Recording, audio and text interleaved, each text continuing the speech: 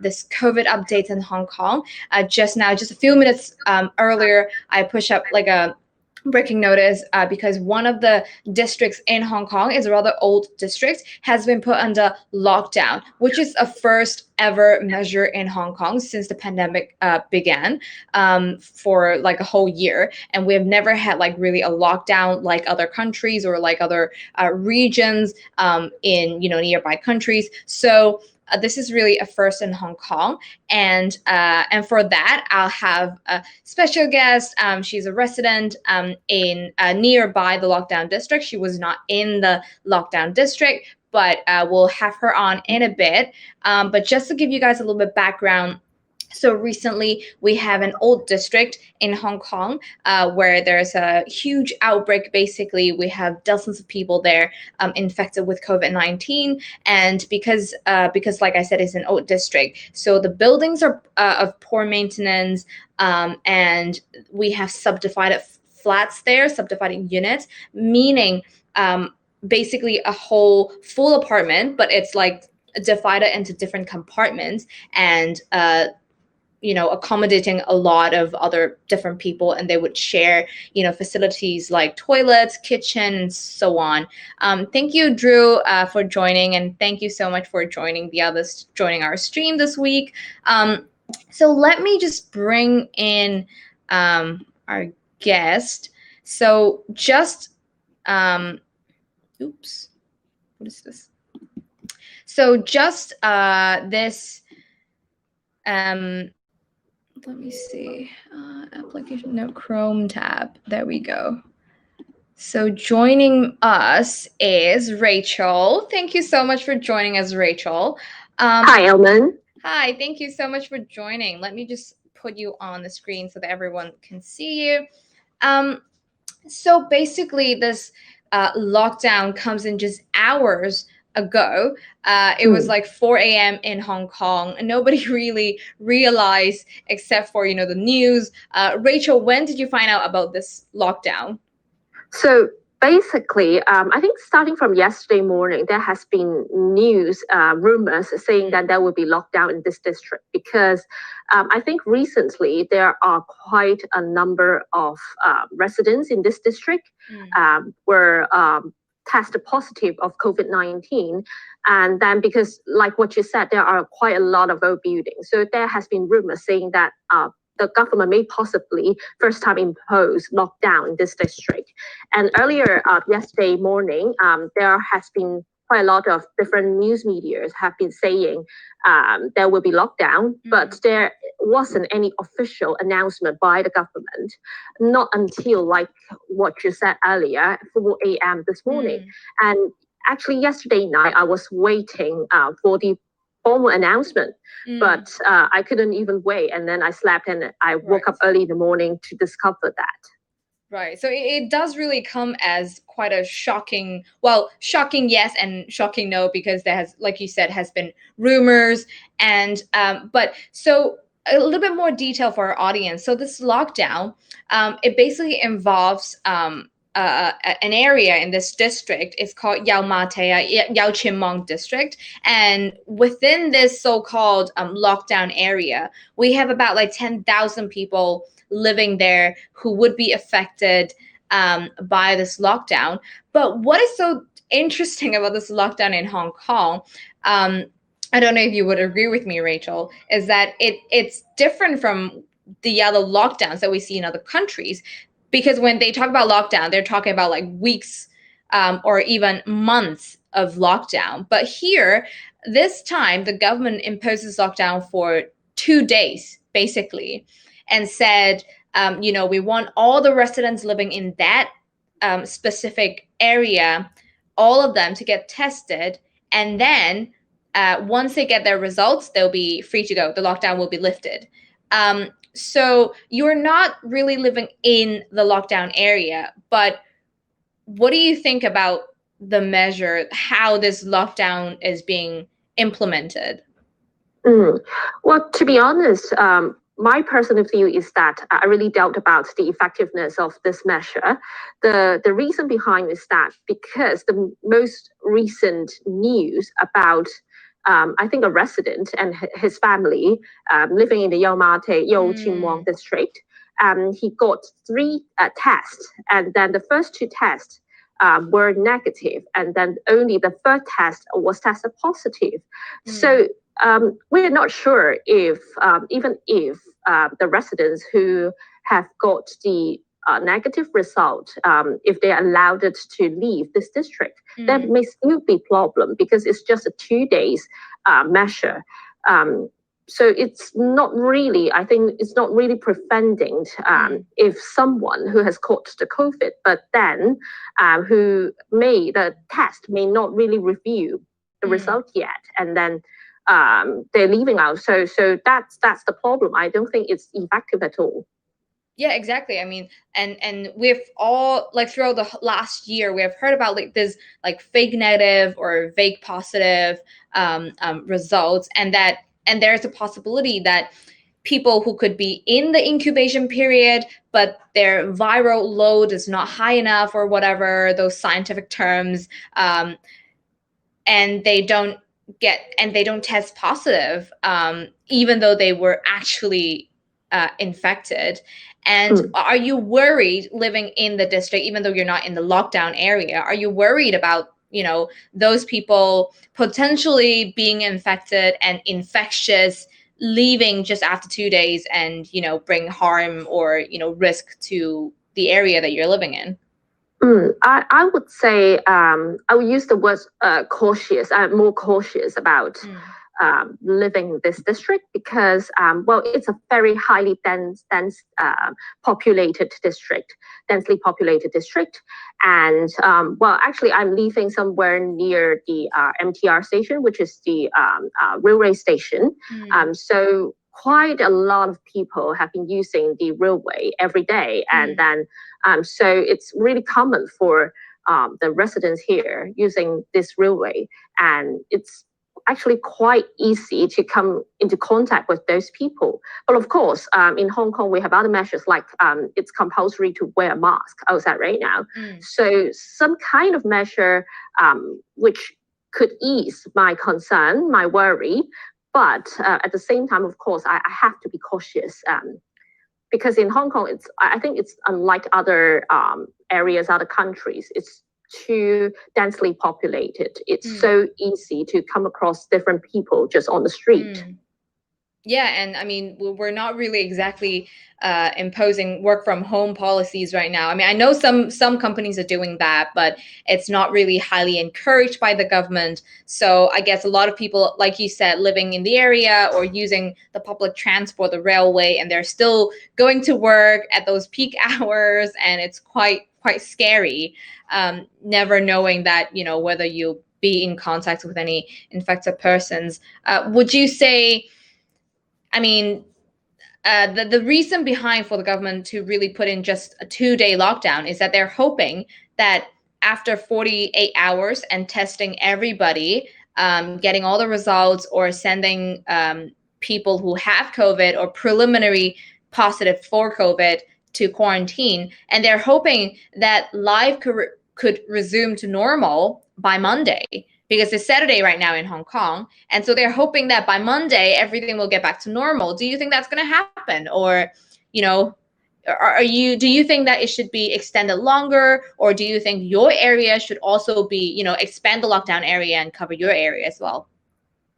I think that's a very typical Hong Kong government kind of thinking, that they don't really want to affect the business, even like during the typhoon period. So they just don't want to affect the normal business hours, the normal working days.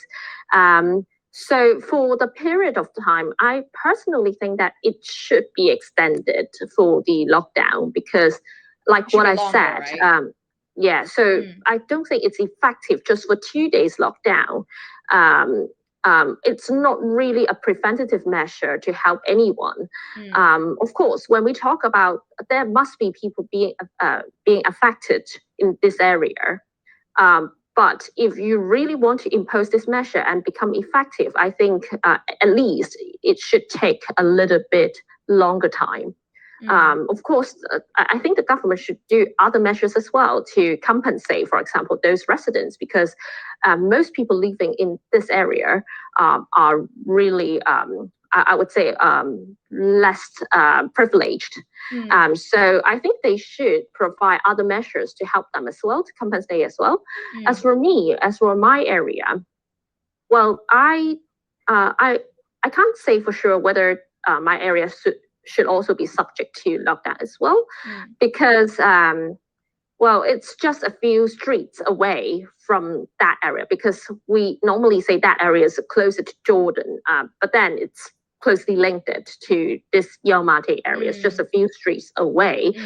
But the buildings nearby, my building, I think there is only one which is subject to the compulsory testing recently. But then for other buildings, I don't think they are subject to the compulsory testing. So, well, I think it's, well, if it's subject to 2 days, I think it's meaningless to put in my area for the lockdown. But I don't mind if they are extending, and even for my area to be subject to lockdown as well. Interesting.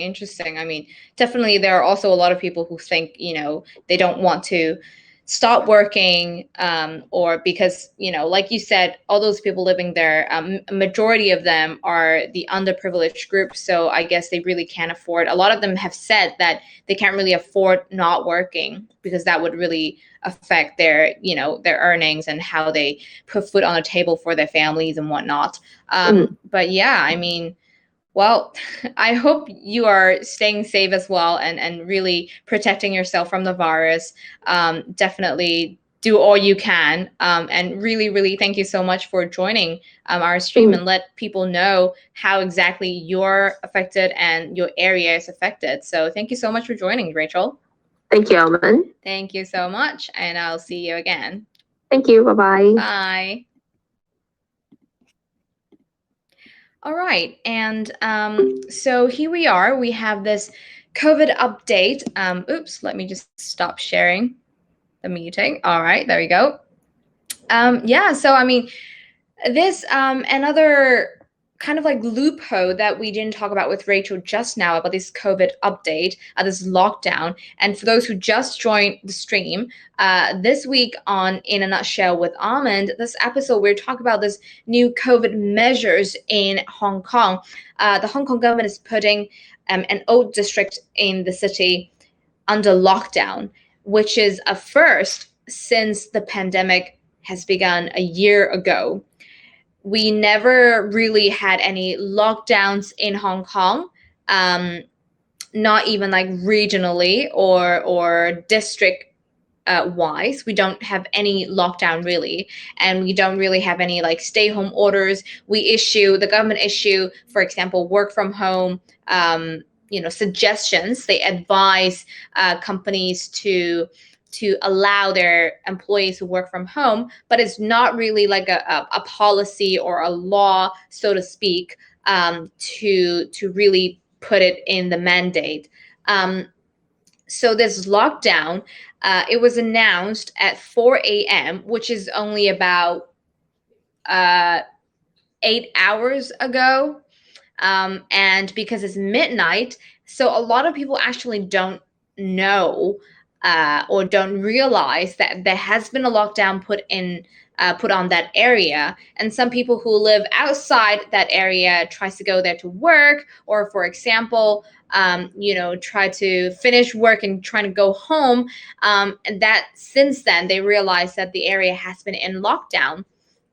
And so the government officials, health authorities have explained that they're hoping to just have this lockdown for 2 days, so that people who are, whenever they have their test results, if they're positive, then they would send them to quarantine camp or whatever, or hospitals.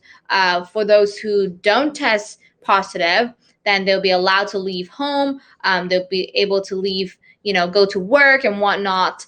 And so just now we have Rachel, a resident who lives nearby. So she's not in the lockdown area, but she also lives in the district, the larger district around the lockdown area. And so we talked about how, this really may not be a very effective way. One being the lockdown period is really so short. It's just 2 days. And we're talking about 10,000 people living there, maybe, 10,000 people affected, 10,000 people who need to get tested. And do we really have the capacity to do such mass testing in just 2 days? And not to mention that some people could be, they could be infected, but they still, haven't shown any symptoms, or even, we know that we now know that the COVID-19 can be asymptomatic. Patients with COVID-19, they could be asymptomatic. And, because when your viral load is not so high, then it's more difficult to detect that in a virus test. So if you're only doing it once in 2 days, what the risk is that if the person is infected, but that didn't reflect in the test result, then he or she will, understand it as, I'm fine. And if I continue to go to work or go to, shop and interact with other people, then this might become a risk. And this will hopefully not, but it might be a risk to spark another community outbreak in Hong Kong, which everyone, we all don't want to see. Another loophole is that the government has not answered some of the questions, since the measure was announced. So the health authority said that, those people in the lockdown area, they could go to those designated test centers or test sites, mobile test site that they set up. But so far, it's unclear whether these test sites are within the lockdown area. Because if it's outside the lockdown area, then it doesn't make sense, right? You have the lockdown, you have the boundaries, but then people need to go out of this lockdown area to get tested. So it doesn't really quite make sense. So here are some unanswered questions. And, for people who have, may have left the area already, how are we going to trace them? The government doesn't really have an answer to that yet. So, still quite some loopholes and imperfection to this new measures. But we'll see how the government reacts to this. We'll see how the public reacts to this in a bit, to give it a bit more time, let them digest and see how the tests will be carried out as well. So this is the COVID update from Hong Kong. And thank you so much for joining. And if you have any questions or comment, let us know. Let me know, drop in the comment section. So other things that I want to update this week is definitely politics, especially the US-China relationship since Biden has taken office in the US as the US president. And those who, have been keeping an eye on Chinese and US relations news, there's some comment, do I work for the Chinese government? No, I'm a journalist, so I don't work for the Chinese government. I work for media in a media outlet, but it's not government owned. So no, I don't work for the Chinese government. So this China-US relations, just right after Biden has taken office, we have seen China announcing sanctions against former U.S. officials under the Trump administration. And we have seen, sanctions against Pompeo, Navarro, and other top-rank officials from the Trump administration. So